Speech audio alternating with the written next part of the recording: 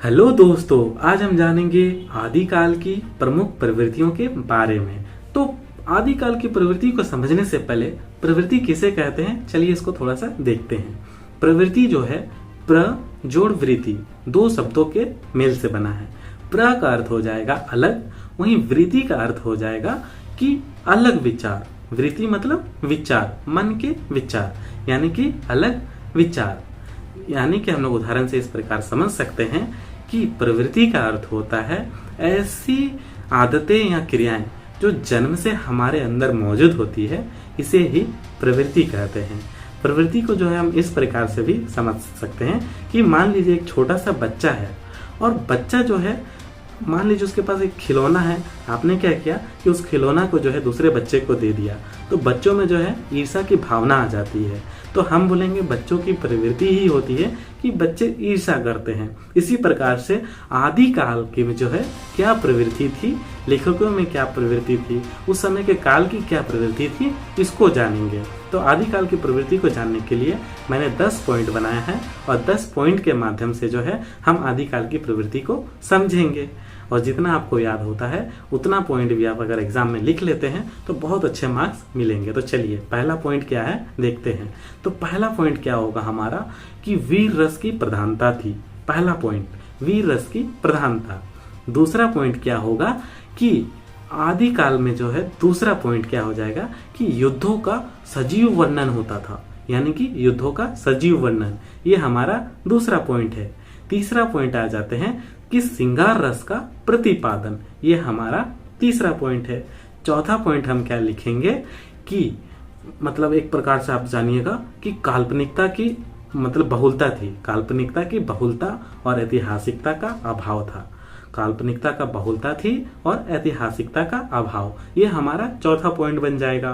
पांचवा पॉइंट क्या लिखेंगे हम कि राष्ट्रीय एकता का अभाव था। उस समय क्या था कि राष्ट्रीय एकता का अभाव था, ये हमारा पांचवा पॉइंट। अब आते हैं छठा पॉइंट के बारे में।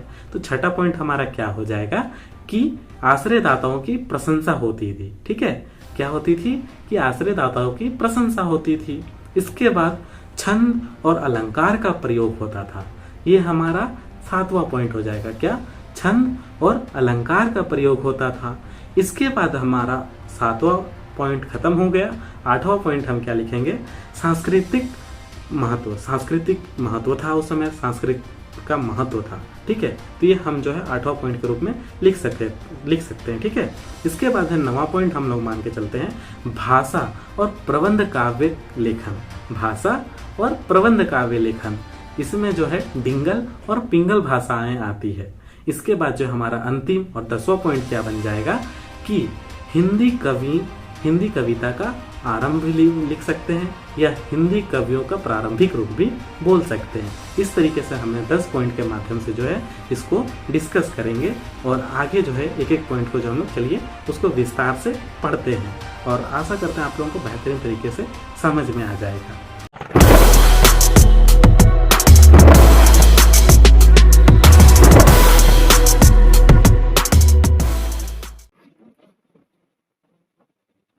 कहते हैं ना दोस्तों, जैसा माहौल होगा हमारी प्रवृत्ति भी उसी प्रकार से बन जाती है। अगर हम 2 मिनट साधु संतों के साथ बैठ जाए तो लगेगा कि हमसे बड़ा साधु संत तो कोई है ही नहीं। हमको जो है साधु संत वाली फीलिंग आने लगती है। अगर हम डॉक्टर या विद्वान के पास बैठ जाए तो लगेगा अपन ही डॉक्टर है या फिर अपन ही विद्वान है। इसी तरीके से जो है हम जैसे परिस्थिति जैसे माहौल में रहेंगे वैसे ही हमारी प्रवृत्ति बन जाती है, हमारी सोच बन जाती है, हमारी धारणाएं बन जाती है। तो इसी प्रकार से बेचारे उस समय के जो कवि थे ना, उनकी हालत भी एक अधर में फंसी जान की तरह थी। बेचारे हुए क्या करते थे कि राजा के अधीन में रहते थे, राजा के आश्रय में रहते थे। अब भाई राजा के आश्रय में रहेंगे और राजा के खिलाफ बोल दे, कोई बोल के दिखाए, सीधा सर कलम हो जाएगा। तो बेचारे कवियों की परिस्थिति ऐसे थी कि जान अधर में अटकी थी। मतलब गए थे राजा के पास सिर मुंडवाने, और एक प्रकार से गए थे कि बाल कटाने और सिर मुंडवा के आगे टाइप से बात हो गई थी। तो चलिए शुरू करते हैं, और वीर रस प्रधान में किस तरीके से कवियों की जान फंसी हुई थी और उन्होंने वीर रस की रचनाएं क्यों करते थे, इसको हम लोग देखते हैं। चलिए तो मैंने लिखा है, मैं आपको पढ़ता हूँ और फिर आपको समझाते जाऊंगा, ठीक है। तो वीर रस प्रधान, हमारा पहला पॉइंट क्या था, वीर रस प्रधान। तो उस समय क्या था, युद्धों का माहौल था। समय समय पर कभी विदेशी आक्रमण होते थे या तो राजा आपस में युद्ध करते थे। क्या था कि समय समय पर विदेशी आक्रमण हो जाता था भारत में, या फिर राजा जो है आपस में ही युद्ध किया करते थे, ठीक है। आपस में युद्ध करते थे और उसका कारण केवल साम्राज्य का विस्तार होता था या सुंदर कन्या व रानी हुआ करती थी। और उसका कारण क्या था कि साम्राज्य का विस्तार हुआ करता था या सुंदर कन्या या रानी या मान अपमान के लिए जो है लड़ाई हो जाया करती थी। तो इस काल में जो है कवि राजा के आश्रित होते थे और उनका उद्देश्य आश्रयदाता व राजा की वीरता और पराक्रम का बखान करना था। और यही कारण था कि इस काल में लेखकों की प्रवृत्ति वीर रस प्रधान हो गई थी। मतलब राजा जो है हमेशा वीरता की ही कांड करते रहते थे, युद्ध करते रहते थे, जगह जगह जो है मतलब युद्ध करना उनका काम होता था, कभी रानी के लिए तो कभी जमीन के लिए, तो युद्ध होते रहता था। तो बेचारे कभी भी जो है अधर में अटके रहते थे। अब जैसे माहौल होगा उनको उसी तरीके से रचना करना पड़ता था और लिखना पड़ता था। तो इसीलिए वीर रस प्रधान कहा गया इस काल को, क्योंकि कवि के जो रचना थी उसमें वीर रस की प्रधानता अधिक देखने को मिलती है। मैंने और छोटा सा पॉइंट में इसको बनाया है, आपको वो भी अच्छा लगेगा तो आप उसको भी लिख दीजिएगा। चलिए देखते हैं दूसरा किस तरीके से मैंने लिखा है। वीर रस की प्रधानता, तो इस कालखंड के कवि अपने राजाओं की वीरता का वर्णन करते थे। उन्होंने अपने राजाओं को वीर और पराक्रमी, एक प्रकार से पराक्रमी बताया था। मतलब पराक्रमी का मतलब होता है कि बहुत बहुत मतलब बहुत महान बताया, ठीक है। और जैसे पृथ्वीराज रासो, खुमान रासो, परमाल रासो, विसल देव रासो आदि ग्रंथों में जो हमें राजाओं के वीरता का वर्णन अत्यधिक देखने को मिलता है कवि के द्वारा, ठीक है। तो यही कारण था कि इस काल में जो है लेखकों की प्रवृत्ति वीर रस प्रधान की हो गई थी। ये है सिंपल सा। आगे बढ़ते हैं, चलिए अगले पॉइंट की ओर। हमारा दूसरा पॉइंट कौन सा है, चलिए देखते हैं। युद्धों का सजीव वर्णन। युद्ध का चित्रण इस काल के मुख्य विषय रहा। युद्ध का जो चित्रण है इस काल का मुख्य विषय रहा है और कवियों का प्रमुख उद्देश्य अपने आश्रयदाता व राजा की सूरवीरता का पराक्रम, सूरवीरता का सजीव एवं यथार्थ वर्णन करना होता था। सीधा सा बात है कि उस समय क्या होता था, कवि राजा के साथ जो है युद्ध में जाया करते थे और राजा के द्वारा जो युद्ध लड़ा जाता था जिस तरीके से, उसका आंखों देखा हाल जो है वो अपनी जो पुस्तक वो रचनाएं करते थे उसमें उसका वर्णन करते थे। उनकी सूरवीरता, उनकी पराक्रम और उसका जो सजीव और यथार्थ वर्णन वहां देख कर वो करते थे। तो इस कारण कवि राजाओं के साथ युद्ध में जाकर युद्ध का सजीव वर्णन किया करते थे उस समय। तो इसीलिए जो है युद्धों का सजीव वर्णन, ये हमारा दूसरा पॉइंट है। तीसरा पॉइंट क्या है, चलिए देखते हैं। श्रृंगार रस का प्रतिपादन। क्या है, श्रृंगार रस का प्रतिपादन। इस युग में रचित वीर ग्रंथ में वर्णित युद्ध का मूल कारण कोई ना कोई राजकुमारी होती थी। राजाओं का ऐसी परिस्थिति हो गई थी कि कभी भी जो है बहुत चालाक थे, स्त्रियों का या फिर रानियों का बढ़ चढ़ कर जो है श्रृंगार रस में प्रतिपादन करते थे। मतलब उनका बढ़ चढ़ के जो है तारीफ करते थे, उनके सौंदर्य का वर्णन करते थे। तो राजा उस पर जो है लट्टू हो जाता था और राजाओं के बीच युद्ध हो जाता था। तो यही कारण है कि यहाँ मैंने इसीलिए लिखा कि श्रृंगार रस का प्रतिपादन। बिना श्रृंगार रस के जो है हम किसी के सौंदर्य को कैसे बयां करेंगे। तो इस युग में रचित वीर ग्रंथ में वर्णित युद्ध का मूल कारण कोई ना कोई राजकुमारी हुआ करती थी। ज्यादातर, ऐसा जरूरी नहीं कि केवल राजकुमारी के लिए लड़ाई हुआ है। तो ऐसी स्थिति में जो है तत्कालीन साहित्य में श्रृंगार रस का आना अनिवार्य है। कवि स्त्री के सौंदर्य का वर्णन करने के लिए श्रृंगार रस का प्रयोग करते थे, ठीक है। आगे बढ़ते हैं हमारा अगले पॉइंट की ओर। हमारा अगला पॉइंट क्या है, कल्पना की बहुलता, ऐतिहासिकता का अभाव। मतलब जो है कवि क्या करते थे कि राजा के साथ जब युद्ध में जाया करते थे तो राजा के खिलाफ तो बोल नहीं सकते हैं।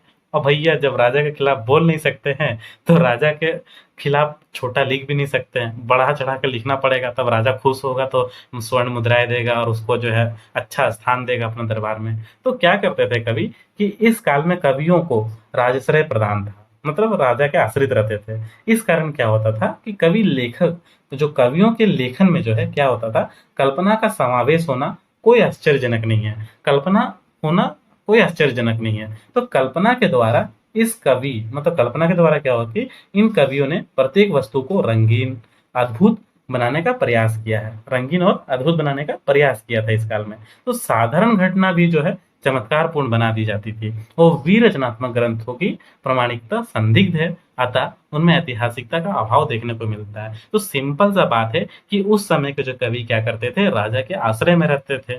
तो राजा के जो दो युद्धों राजा जब युद्ध में जाता था, तो राजा क्या किया कि उस काल में गया और एक दो व्यक्ति को मार दिया।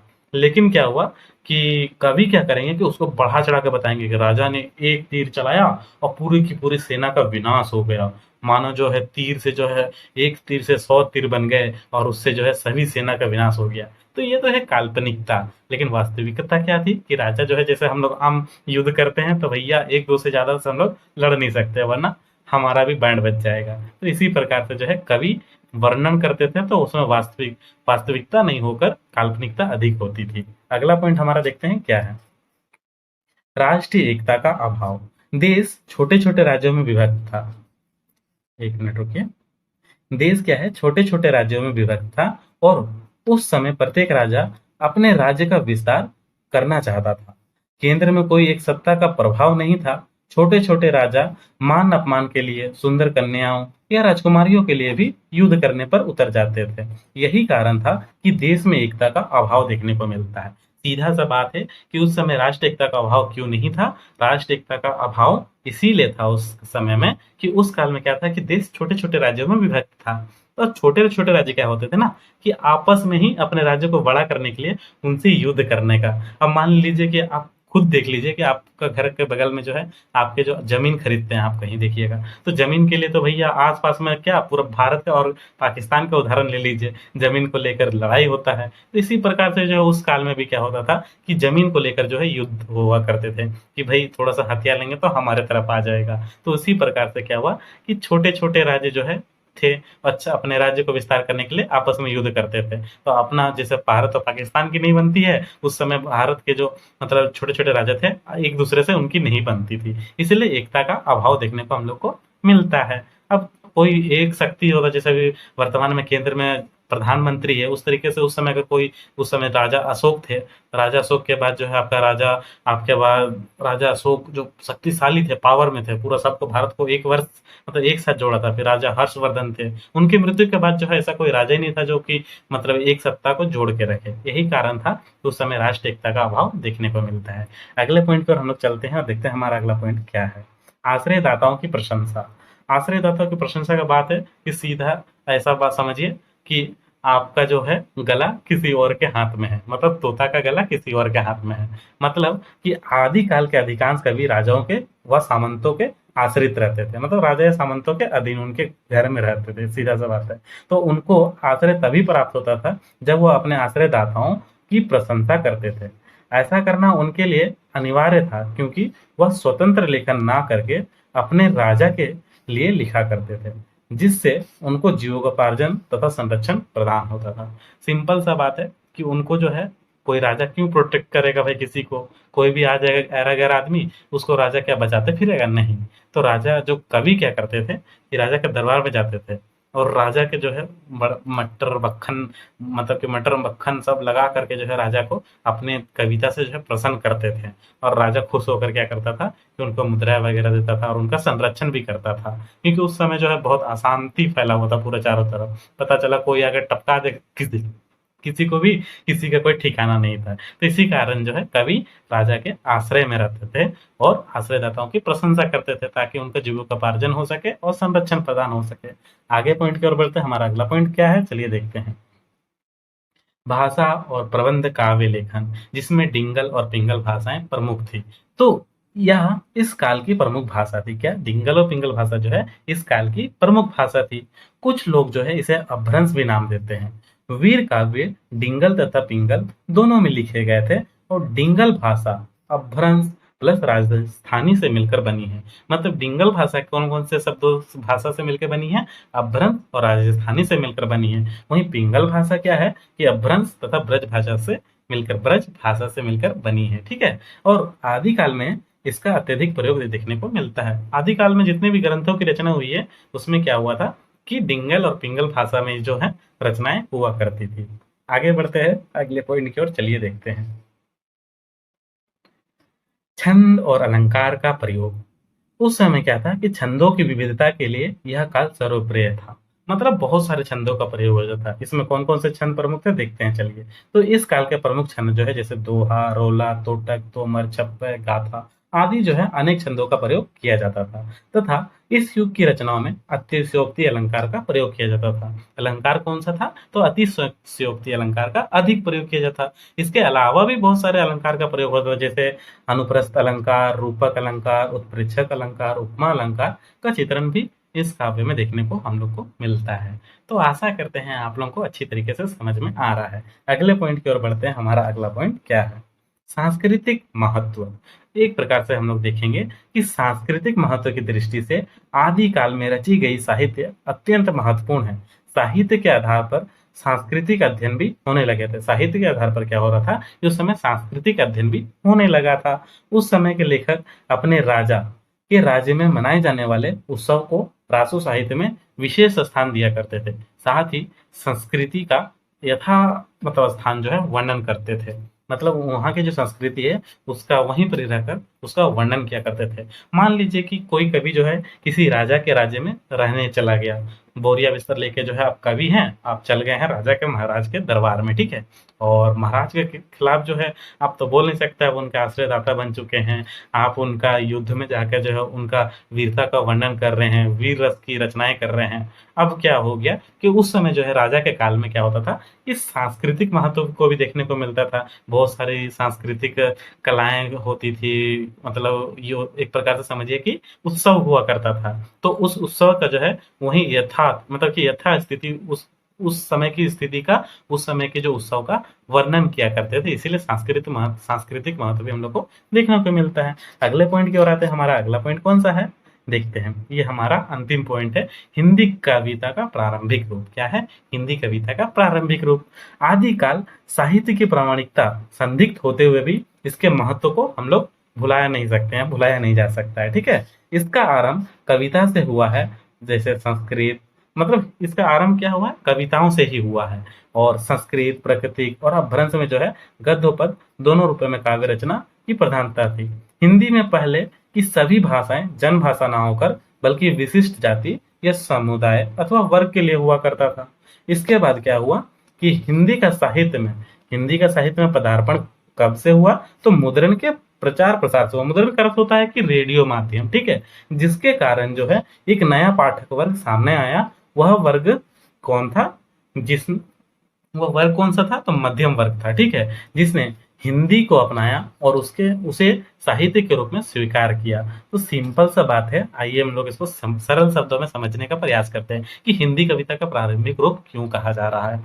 सीधा सा बात है कि क्या होता है कि उस समय मतलब जनभाषा का अर्थ होता है कि पूरे एक समाज में जो है एक तरीके की भाषा का प्रयोग होना। जैसे हमारे भारतवर्ष में हिंदी भाषा का प्रयोग होता है। आप भारत के किसी भी कोने में चल जाइए, आप हिंदी बोलिए, वो आपके भाषा को समझ जाएगा। तो उसी प्रकार से जो है उस समय क्या था कि एक जनभाषा नहीं थी, सब एक विशेष समुदाय, विशेष वर्ग या विशेष जाति का जो है अलग अलग भाषा होता था और उसी भाषा से जो है रचनाएं हुआ करती थी। लेकिन बाद में क्या हुआ कि जब मुद्रण के प्रचार प्रसार हो रहा था तो एक ही भाषा की लोगों की जरूरत पड़ा। तो लोग क्या किए कि एक ही भाषा को अपनाने के लिए हिंदी को जो है हिंदी कविताओं को अपनाए, मतलब हिंदी को ही अपनाया। जिससे क्या हुआ कि लोगों तक जो है सारा संदेश पहुंचने लगा, लोग उनकी बातों को समझने लगे और उनकी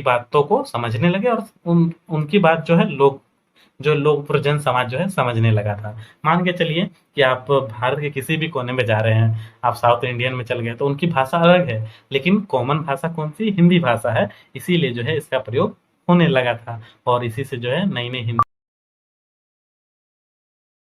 कविताओं का आरंभ होने लगा है, ठीक है। तो आज का सेशन समाप्त करते हैं। आशा करते हैं आप लोगों को समझ में आ गया होगा, और नहीं समझ में आया है तो थोड़ा कमेंट कर लीजिएगा, मैं आपको जो है डिटेल से समझाने का प्रयास करूंगा। ये नोट भी आपको भेज दूंगा। तो चलिए, बड़ों का सम्मान कीजिएगा, छोटों को खुश रखिएगा। धन्यवाद। चैनल को लाइक, सब्सक्राइब और शेयर जरूर कर दीजिएगा।